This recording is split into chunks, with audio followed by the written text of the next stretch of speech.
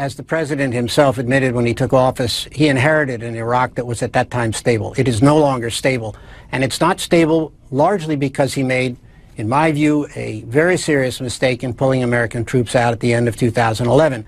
I think we did, under the circumstances we faced, a good job.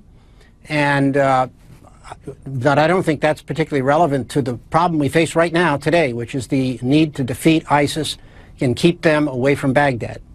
All right, ladies and gentlemen, you heard the man. Now we'll talk to the man.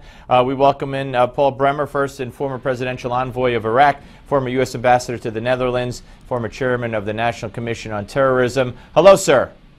Hi, how are you? I'm doing well. Thank you. Thank you for joining us. I want to talk about this this notion that was really, put forth or at least reinforced by a member of the Republican Party, a senator running for the presidency of the United States, and that's Rand Paul, blaming members of his own party for the creation of ISIS.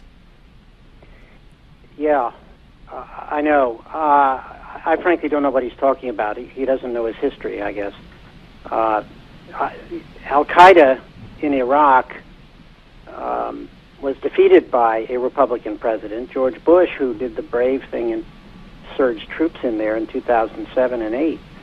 And basically, that Iraqi army, with the American help, defeated Al-Qaeda in Iraq. Now, what we have now is the, Al-Qaeda in Iraq version 2. Al-Baghdadi, the head of ISIS, was a member of Al-Qaeda in Iraq.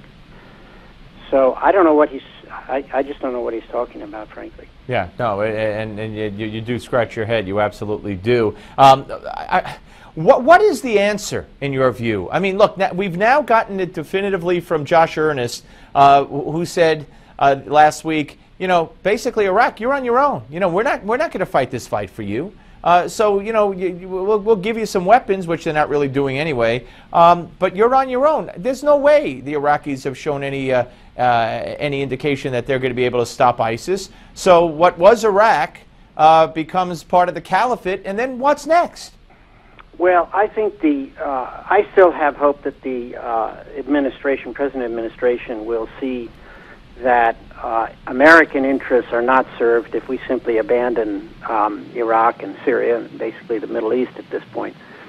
I think their strategic approach, which is to effectively favor Iran in the region, has already had a very serious negative impact on American interests there.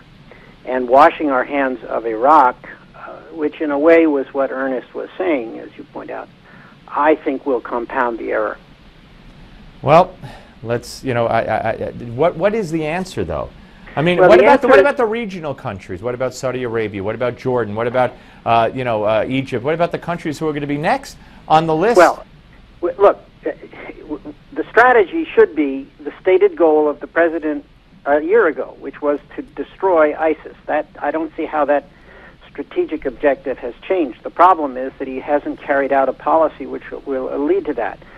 Three things have to happen. First of all, we've got to put more American men on the ground there, special operators and advanced air controllers, so the airstrikes become more effective. Something like 3/4 of the airstrikes, or so-called air sorties, are not strikes at all. They don't even drop ordnance, largely because we don't have forward air controllers to guide them in on targets.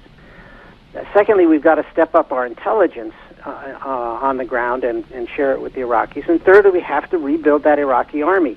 It's all going very slowly. Of course, we should try to get some of the regional powers, the Saudis, the Egyptians you mentioned, and others, more active in the battle there. The Iranians are on the ground, after all. They've got their own troops on the ground. So we're not playing a very clever game.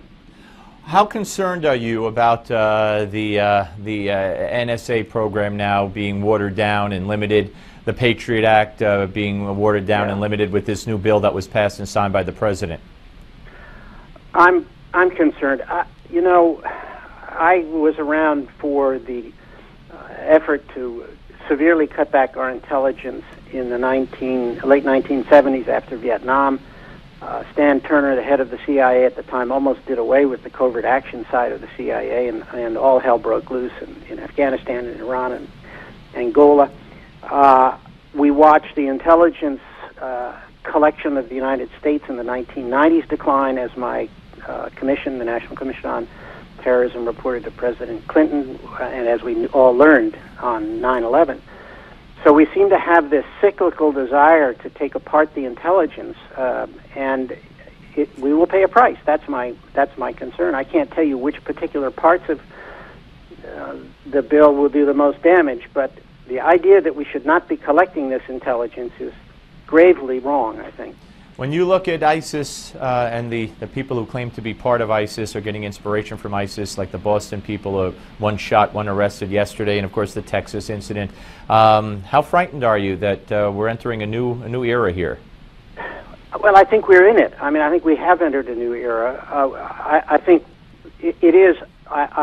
It is important to say it's almost impossible to stop these one-off lone wolf terrorists. It's you know, no matter how good your intelligence is, that's very hard to stop. What we have to be worried about is ISIS gaining more and more in the world's most dangerous region, and eventually having the capacity to conduct large-scale attacks on the homeland. I don't think they have that right now, but they didn't have it in 1989 or 1990, but they sure as hell had it in 2001. Absolutely. Paul Bremer, great to talk to you, sir. Thank you very much.